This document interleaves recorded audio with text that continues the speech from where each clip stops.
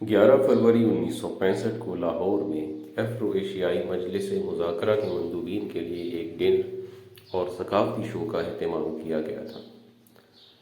اس شو کے منتظمین مشہور فلمی اداکارہ نیلو کے پاس پہنچے اور اسے اس ثقافتی شو میں چلنے اور وہاں رقص کرنے کی دعوت دی۔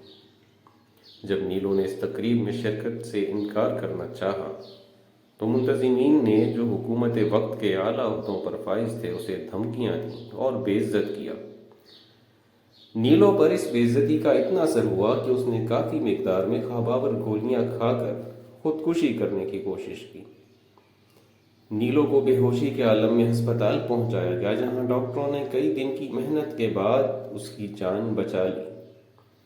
اس واقعے کا فلمی دنیا میں بڑا شدید رد عمل ہوا۔ پاکستان فلم پروڈیوسرز ایسوسی ایشن اور فلم سٹار ایسوسی ایشن نے اس پر شدید احتجاج کیا اور ایک دن کی ہڑتال بھی کی۔ اسی واقعے سے متاثر ہو کر حبیب جالب نے اپنی معرکہ آرا نظم نیلو رقم کی۔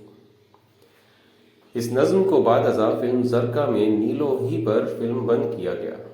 اس نظم کا پہلا بند تھا: تو کہ ناواقف آداب شہنشاہی تھی، رقص زنجیر پہن کر بھی کیا جاتا ہے۔ تجھ کو انکار کی جرت جو ہوئی تو کیوں کر، سایہ شاہ میں اس طرح جیا جاتا ہے۔ مشہور فلم ساز، ہدایت کار اور کہانی نویس ریاض شاہد نے نیلو کی جرت اور عزت نفس کو یوں خراج تحسین پیش کیا کہ اسے شادی کی پیشکش کر دی اور دونوں رشتہ ازدواج میں منسلک ہو گئے۔ آئیے سنتے ہیں یہ خوبصورت نظم۔ تو کہ ناواقف آداب شہنشاہی تھی، رقص زنجیر پہن کر بھی کیا جاتا ہے۔ تجھ کو انکار کی جرت جو ہوئی تو کیوں کر، سایہ شاہ میں اس طرح جیا جاتا ہے۔ اہل ثروت کی یہ تجویز ہے سرکش لڑکی، تجھ کو دربار میں کوڑوں سے نچایا جائے۔ ناچتے ناچتے ہو جائے جو پائل خاموش، پھر نہ تازیست تجھے ہوش میں لایا جائے۔ لوگ اس منظر جاں کو جب دیکھیں گے اور بڑھ جائے گا کچھ سطوت شاہی کا جلال۔